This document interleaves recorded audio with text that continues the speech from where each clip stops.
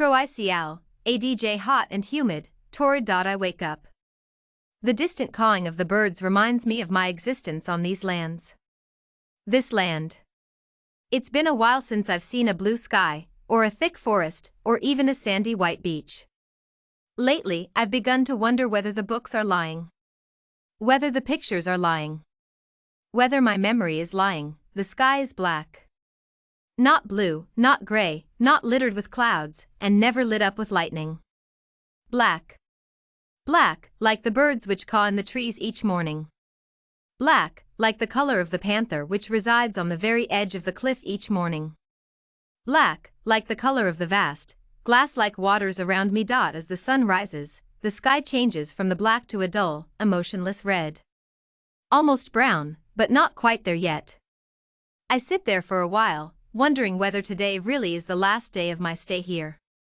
My mood matches that of the sky, seemingly containing a bright color, only to change to a watered-down version of it once you take a closer look. Yet hope is still there. Hope that, after spending all of my waking days on this island, this prison, I would be free. My parents never called themselves that. Guardians or caretakers, maybe, but parents, never. They did their best to provide pictures, stories, books of the other world, creating memories of that which I had never seen, telling tales of that where I had never been, to the point where I could talk about the other world as if I had lived there my whole life. Then the panther appeared. They were careful, but not careful enough. Now it's just me. Me, myself, and I wipe the sweat off of my forehead as I put away books and photos. A headache starts creeping in, and I put down the box in order to sit down for a bit. It's only the start of the day, and the instruction manual said I have until the end of it to prepare myself for the exit. The glass of water on my lap quickly becomes empty as I swallow the liquid, soothing my throat and sweating body. Am I ready? Do I deserve to leave? They put me here for a reason, right? I'm not an experimental game, right? I'll get out of this mess, right? My thoughts take up most of the daylight, or rather daytime, so when I put away the last photo of my mother, a low rumbling caused me to look up from my belongings. I flinched. Before me, in the black waters that were normally so smooth that you could use them as a mirror, were covered in V-shaped waves, and in the front of these waves, a boat was speeding towards the island. The freaky thing was, however, that the boat was white. Pure white, like the clouds that were described to me by my guardians. Pure white, like the white tulips that bloomed after the white snow that fell from the sky melted. It was a beautiful boat. A small one, but beautiful. And, was that a person on it? All my doubts vanished as if someone had used an eraser to rub them off of the paper which was my brain. Forgetting everything, I grabbed my small box of belongings, and ran as fast as my legs would carry me towards the edge of the cliff to meet the boat. The edge of the cliff. To meet the boat.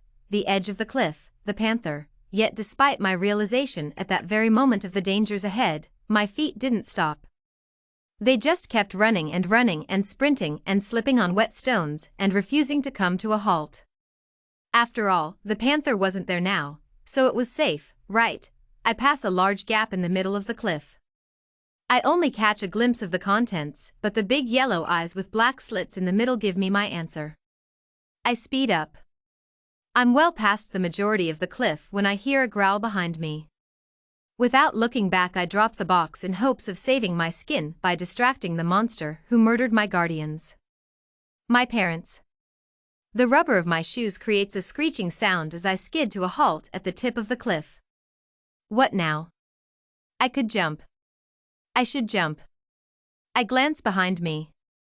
The box, ripped apart and thrown aside, lies in a muddy ditch next to the hole-like gap.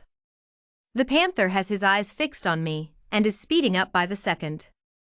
I don't have much time, I realize. It's now or never. I take a deep breath and jump. Hey, are you all right? Can you hear me? Crap, Lee, can he hear me? How should I know?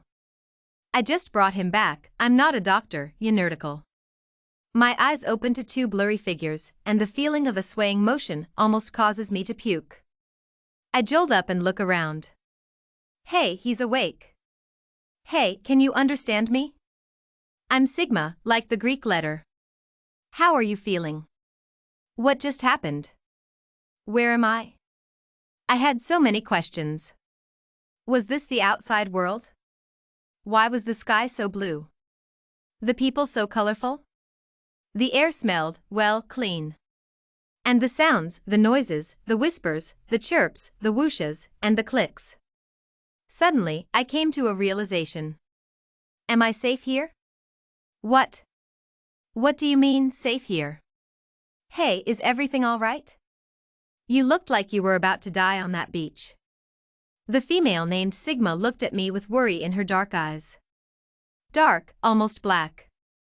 Black, like the other world. Beach? Yeah, we found you on a beach from a tropical island. Why? How long were you waiting? I knew there were a few that weren't found after the rescue team came to the crash site, but that was months ago. Anyways, here's some hot chocolate. In the meantime, we'll run some tests to make sure everything is fine. To be completely honest, I'm surprised you survived out there. There was only one other couple, but they were dead by the time we saw you wandering alone.